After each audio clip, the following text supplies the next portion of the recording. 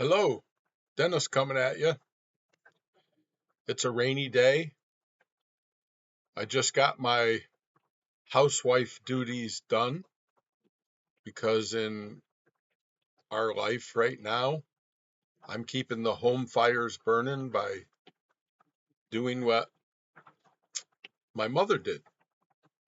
And the name of my videos and YouTube is A Slight Shift in Thinking. Today, I'd like to give a little background on how a slight shift in thinking got started. And the book A Slight Shift in Thinking tells how I got there. And this is the book that changed my life. And it's called The Road Less Traveled. And I think it's showing up backwards, but that's okay. So this is by Scott Peck.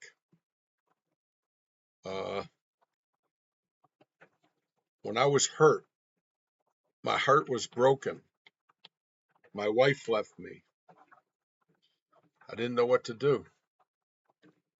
Had a few relationships after that. None of them worked out.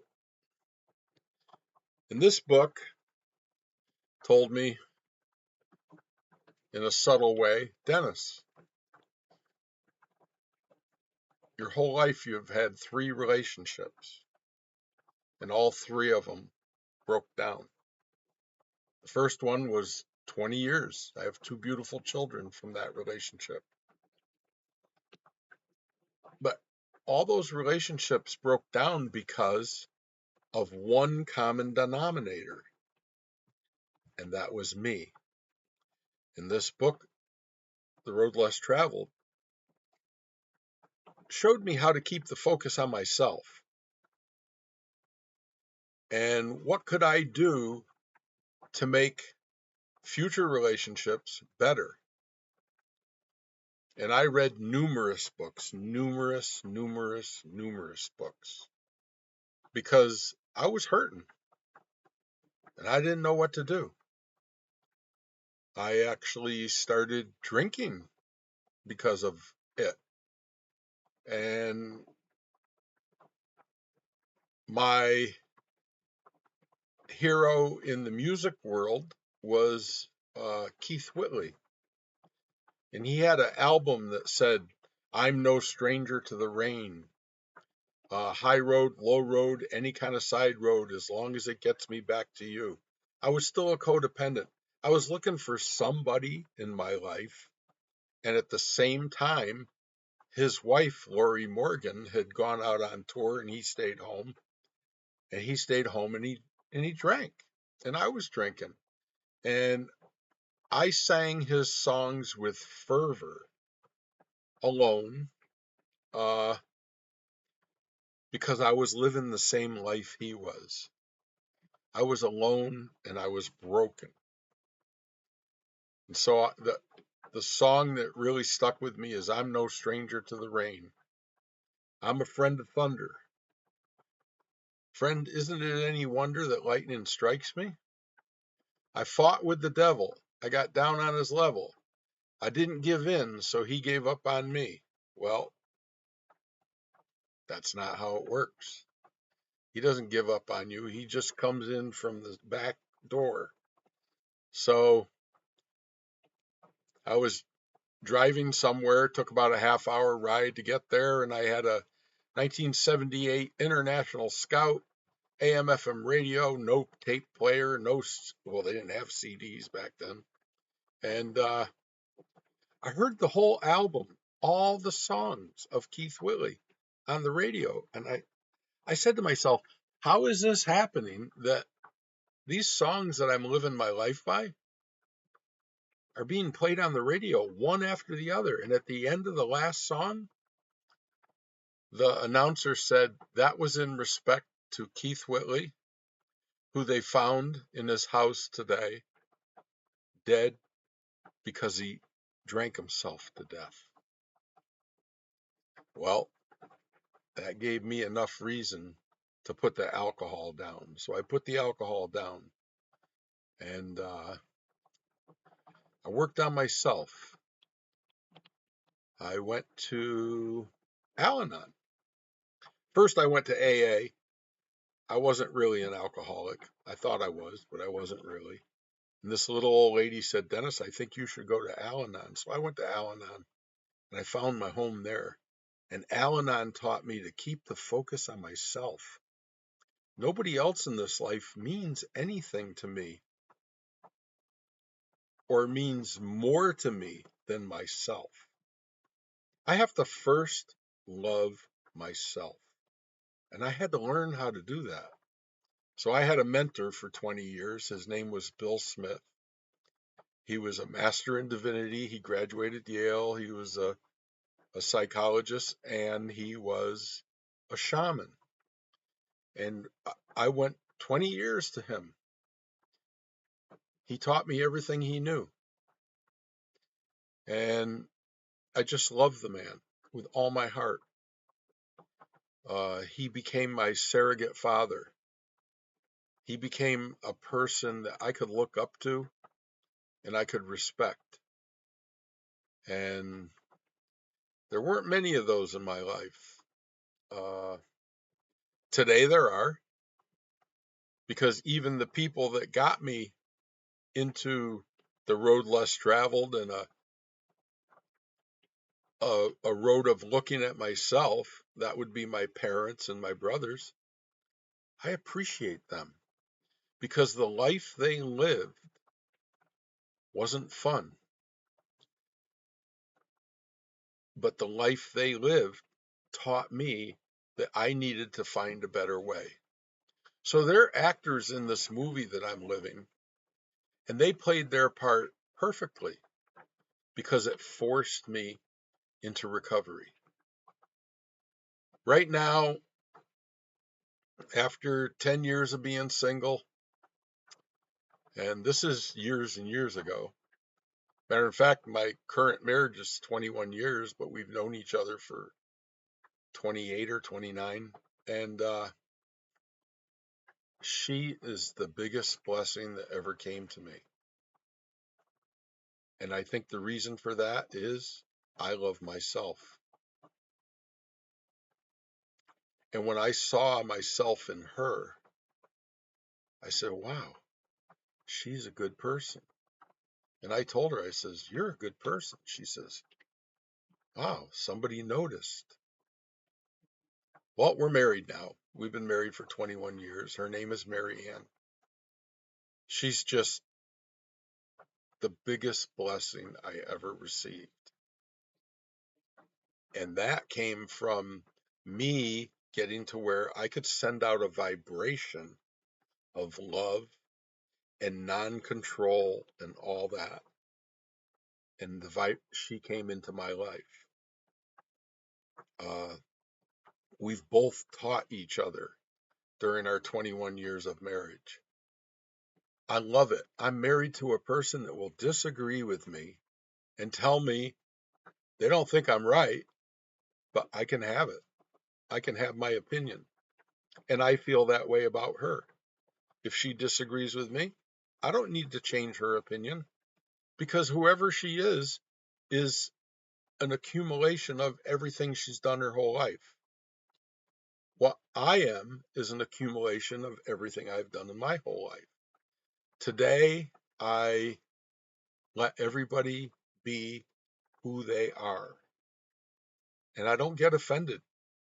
If someone thinks, excuse me, if someone thinks I'm stupid, let them think it. That doesn't make me stupid. It, and it doesn't make them stupid. Something about me creates a reaction in them that they don't like. And that happens all the time to all of us. And you know what we usually do? We take the finger and we point it that way. And we say, they made me feel bad. I don't like what They did.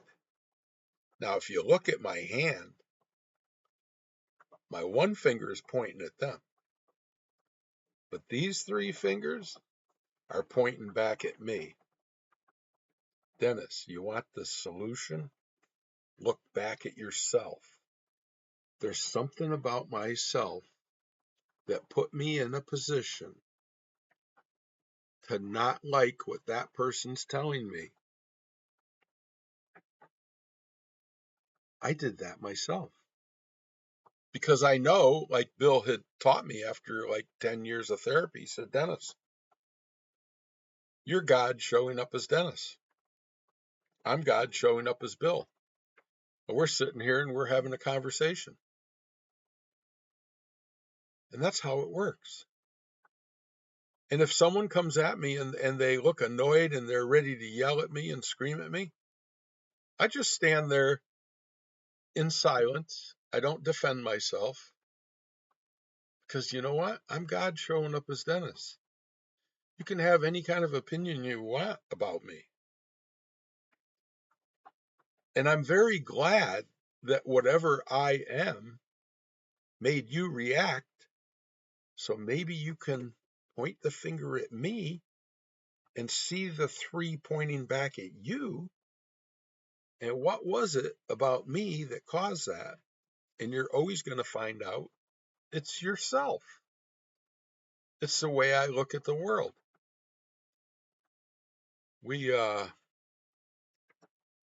Another thing that came out of this learning thing is this book.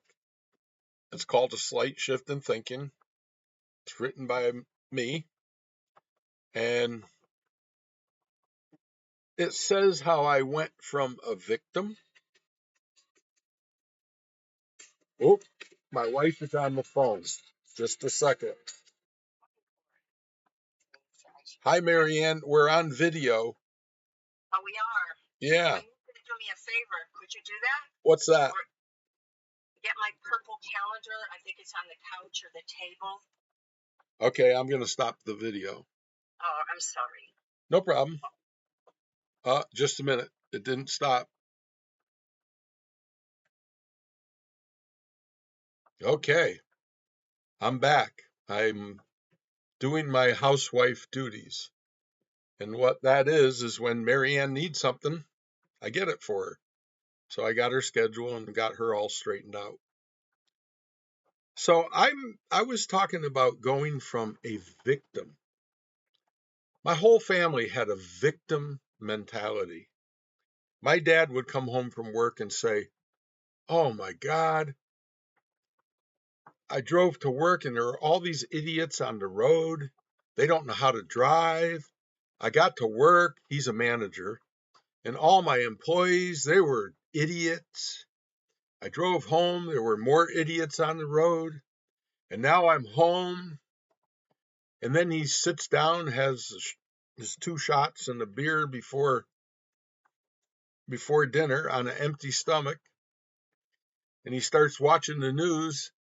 And oh my God, the news tells him that there's idiots everywhere.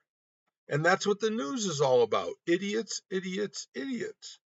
So I grew up thinking, like my dad, because, I respected my dad, but he didn't know it.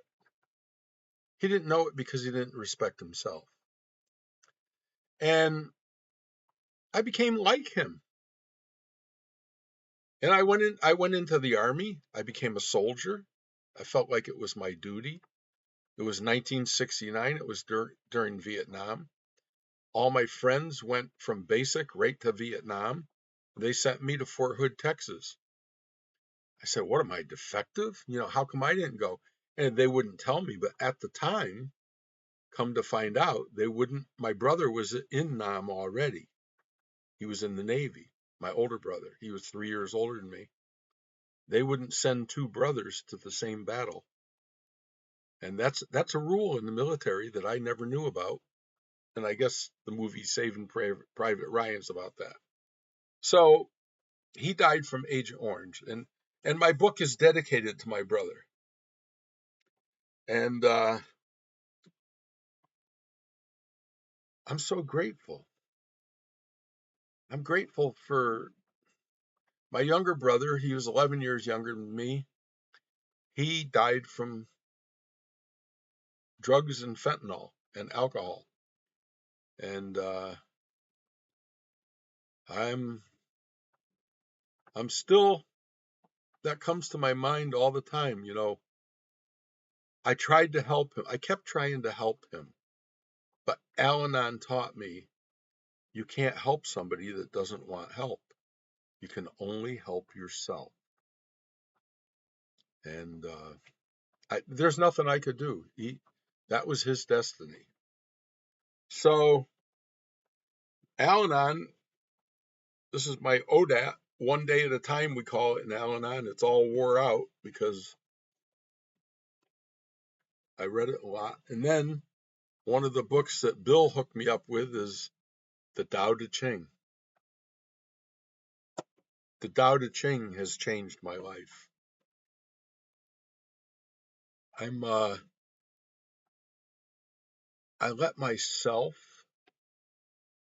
be myself because I know now that the best me I could be is to be myself. And I don't care what other people think. I'm being me. Sure, I do some things that are stupid, but that's who I am. I misspell words. I've done that my whole life because I spell words the way they sound, you know, and that's not how they're always spelled. So I'm a phonetic speller, I guess you would call it. And I'm always being told you spelt that word wrong. Yeah. So that means this document you're reading is authentic because I wrote it.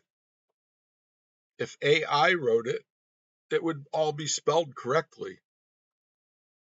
It's authentic. It's from my heart if it's got some words that aren't spelt right. So that's how I look at myself. I look at myself as beautiful. I am beautiful even in my mistakes. I can't make a mistake. How could God, showing up as Dennis, make a mistake? God doesn't make mistakes. God made me. And I call it God because that's what I've always called it. I can call it Source. I can call it Spirit.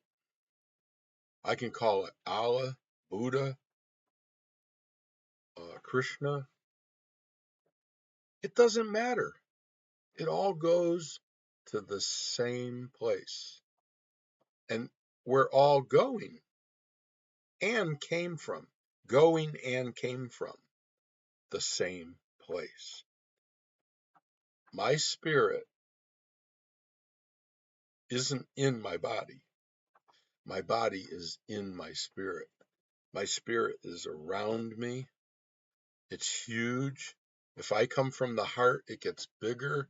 People can feel me walking towards them before I even get there because my spirit's showing up first.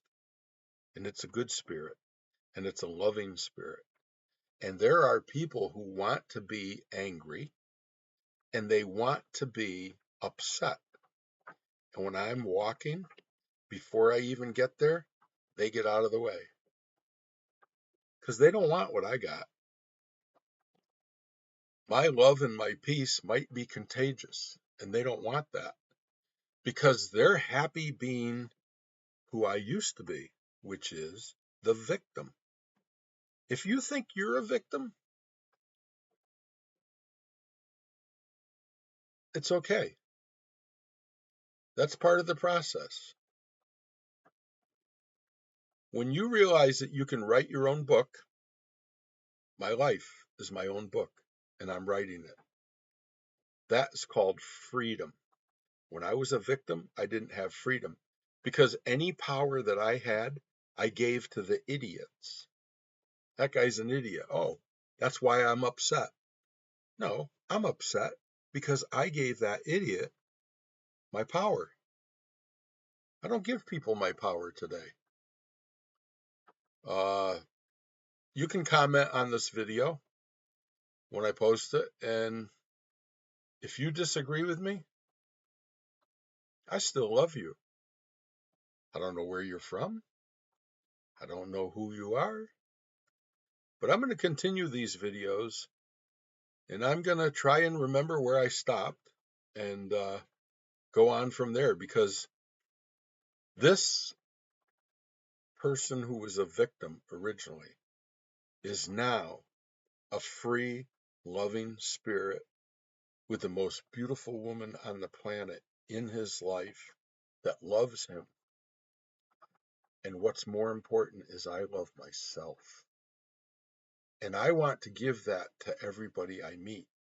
I want people to love themselves, because as soon as you love yourself, everyone you see is perfect just the way they are, because they're in process. We're all in process. I'm still in process. We are the process.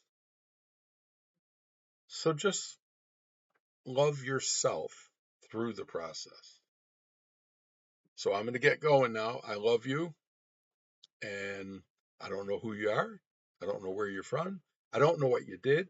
I don't know what prison you're in. It doesn't matter. I still love you. Have a great day.